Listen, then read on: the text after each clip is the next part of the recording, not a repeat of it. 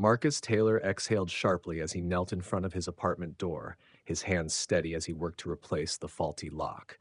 He had been in his new place for less than a week, and already the damn lock had jammed twice. He wasn't about to get stuck outside again, not after a long day at work. With his screwdriver in one hand and a new deadbolt set beside him, he focused on loosening the old screws.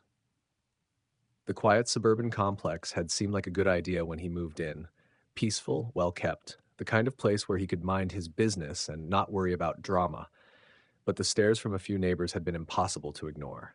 He'd seen it before, the polite but wary glances, the quick locking of car doors when he walked by. He wasn't new to it. What he wasn't expecting, however, was the sharp voice behind him. "Excuse me, what do you think you're doing?"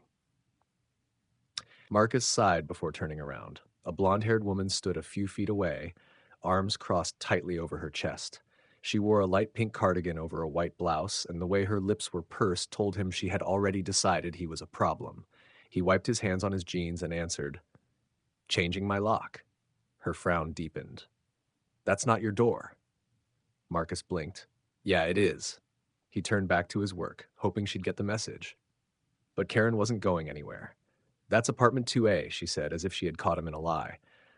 Marcus fought the urge to roll his eyes. "I know. I live here," Karen scoffed. "That's funny. I know who lives here, and it's not you."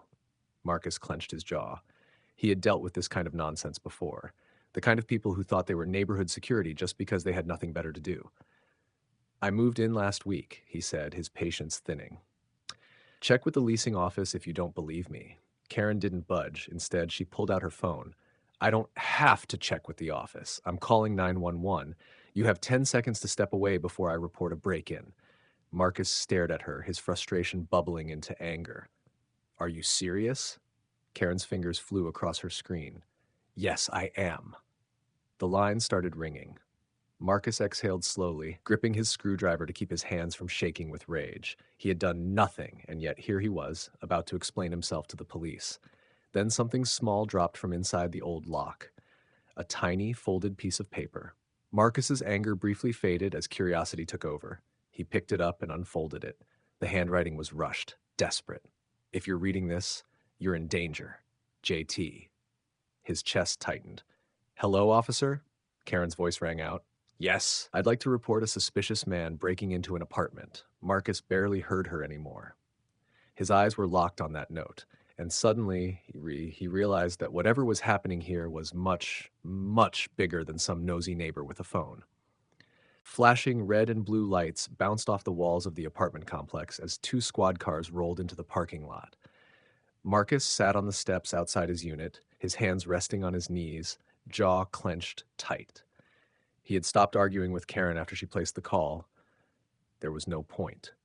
He had seen how this played out before. All he could do now was stay calm and not give the cops any reason to turn this into something worse. Two officers stepped out of the first car. One was an older white man with a thick gut and the look of someone who had been on the force long enough to stop giving a damn. The other was younger, lean, his sharp blue eyes scanning the scene with a mix of authority and eagerness. Karen rushed forward like she had been waiting for her cue. "Officers! Thank God! You're here!" She pointed at Marcus. "That man was tampering with this lock. I caught him trying to break in." Marcus exhaled through his nose. He forced himself to stay still, to stay calm. The older cop turned to him. "Sir, put the tools down and step away from the door." Marcus nodded and did as he was told, raising his hands slightly. Not too much, just enough to make it clear he wasn't a threat. "I live here," he said evenly. "My name is Marcus Taylor. I moved in last week. I was changing my lock because it was jammed." Karen scoffed. "That's not true. I know who lives in that unit, and it's not him." The younger cop's eyes flicked between the two of them. "Ma'am, do you have any proof of that?" Karen faltered for half a second, but quickly recovered. "Well, no. But I know all my neighbors, and he's not." "Do you have proof that you live here?" The older cop asked Marcus, cutting her off. His voice was tired, but at least he wasn't jumping to conclusions. Marcus moved slowly as he pulled out his wallet, careful not to make any sudden movements. He handed them his driver's license and a folded copy of his lease agreement. The younger officer took them and read the documents. His brow furrowed slightly before he sighed. Yeah, this all checks out. This is his apartment.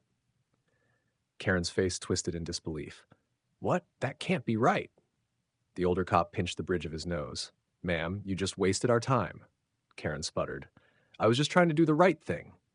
Marcus let out a short, bitter laugh. Right, because calling the cops on me before even asking me a single question is the right thing. Karen folded her arms. I was trying to keep the building safe.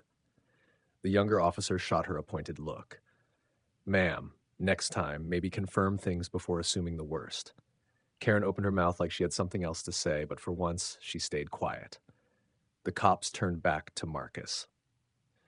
Sorry for the hassle, the older one muttered, handing his documents back. Have a good night. Marcus took his papers and nodded, but his mind was already elsewhere. That note. The tiny, crumpled piece of paper still sat in his pocket, the words burned into his memory. If you're reading this, you're in danger. JT. Marcus watched the cops drive off, watched Karen huff and storm back to her unit. Then he turned back toward his apartment door, his stomach twisting. Something told him this wasn't over. Not by a long shot. Marcus sat at his kitchen table, staring at the small, crumpled note as if it might suddenly explain itself. He had read it at least a dozen times already, but the words never changed. If you're reading this, you're in danger. JT. The handwriting was rushed, uneven. Whoever wrote it had been in a hurry. Maybe scared.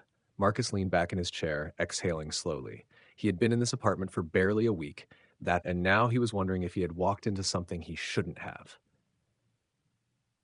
Who the hell is JT? And more importantly, danger from what?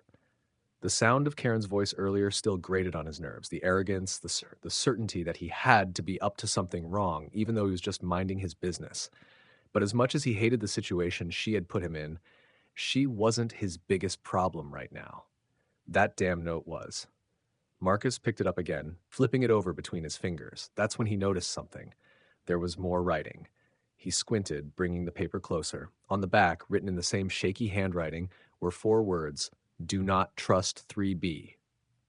Marcus frowned. 3B. That was Karen's apartment. He sat up straighter, his mind racing. What did this mean? Was Karen involved in something? Was she the danger JT had warned about? It would almost be funny if it weren't so damn unsettling. The same woman who called the cops on him, who acted like he was the threat, was now linked to a message hidden inside his old lock. Coincidence? Marcus didn't believe in coincidences. He pulled out his phone and started searching for anything about his apartment complex. News articles, complaints, anything that might explain what the hell was going on. Nothing. But when he searched for the previous tenant, his stomach twisted. There wasn't much, but he found an old forum post from a local community board. It was short, almost cryptic. Anyone know what happened to Jason Thompson? He lived in 2A, then just disappeared. Landlord won't say anything.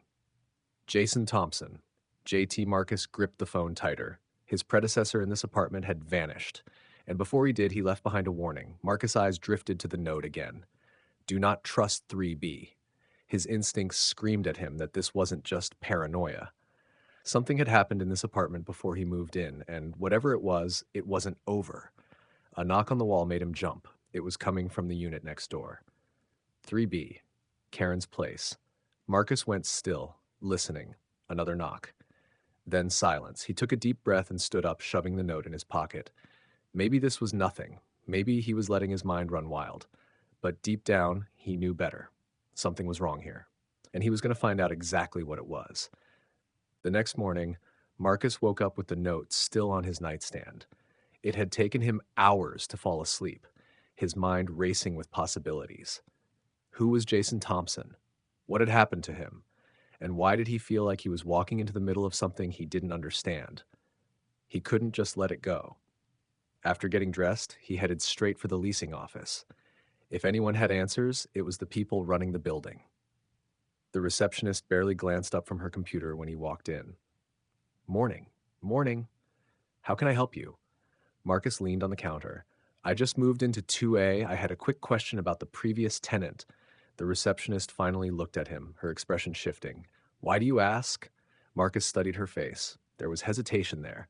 Something careful in the way she responded. He shrugged, keeping his tone casual. Oh, just curious. I found a piece of mail with his name on it. Jason Thompson, right? The receptionist's lips pressed together. We don't give out information on past tenants. Marcus forced a polite smile. I'm not asking for anything personal, just wondering where he moved to. She hesitated.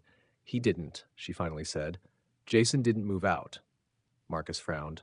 Then what happened to him? The receptionist shifted uncomfortably. He disappeared. The words hit Marcus like a punch to the chest. Disappeared? He repeated. She glanced around, lowering her voice. One day he was here, the next he wasn't. Rent stopped getting paid, but his stuff was still in the apartment. The landlord eventually cleared it out and put the place back on the market. Marcus's skin prickled. Did the police get involved? The receptionist sighed. That's the weird part. His family never reported him missing. No friends came looking. It's like he just stopped existing. Marcus felt a cold weight settle in his stomach. Someone wanted Jason Thompson to be forgotten. Do you know if he had any issues with anyone in the building? Marcus asked carefully. The receptionist hesitated again. I don't know much, but I did hear that he had some kind of problem with Karen from 3B. Marcus's pulse quickened. What kind of problem? The receptionist glanced toward the door, as if checking to see if anyone was listening. I don't know exactly. No, she admitted, but I do know he went to the landlord about her, said something wasn't right.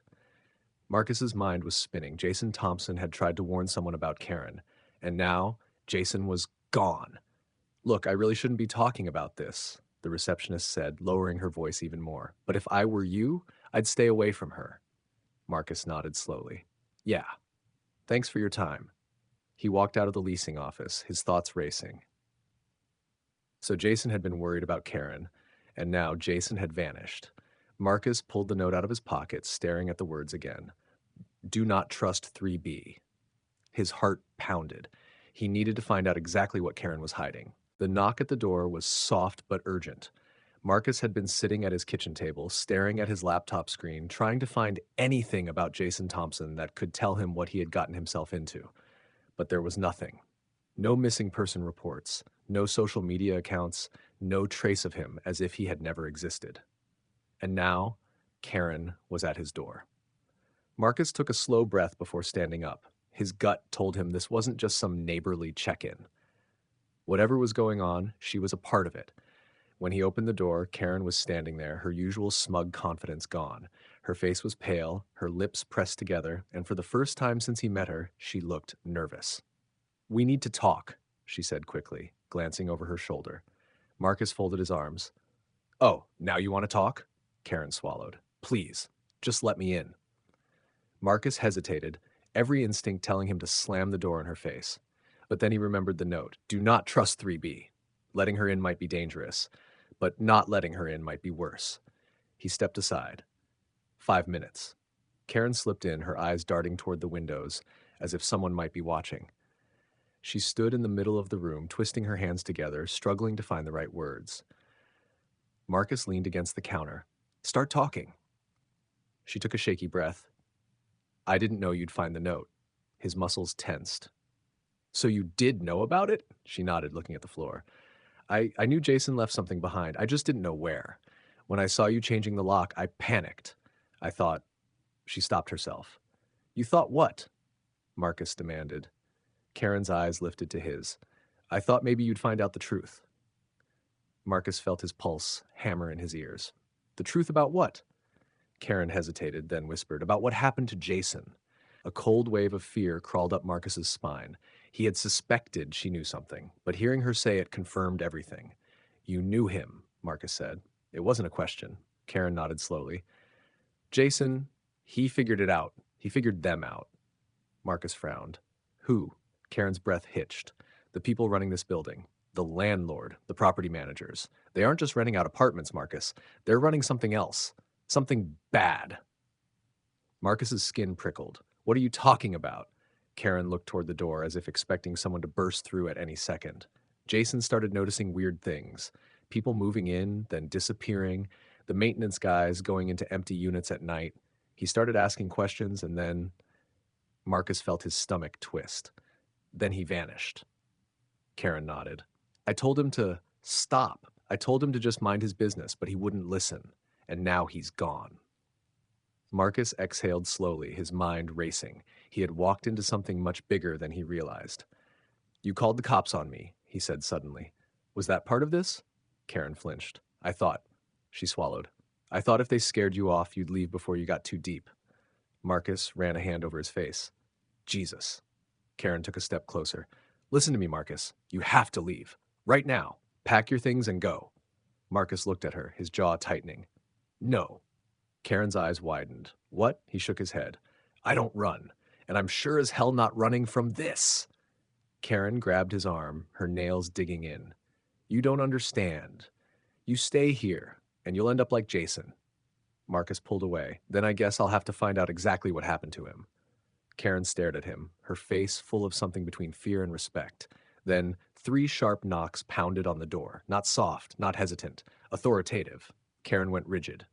Marcus's pulse spiked. The knocks came again, harder this time. A voice followed, deep, firm. Mr. Taylor, this is management. We need to speak with you. Karen turned to Marcus, eyes wide. Don't open that door, she whispered. Marcus didn't move. Another knock. Mr. Taylor, we know you're in there. Marcus clenched his jaw. One thing was certain. Jason Thompson hadn't just disappeared, and now Marcus was next.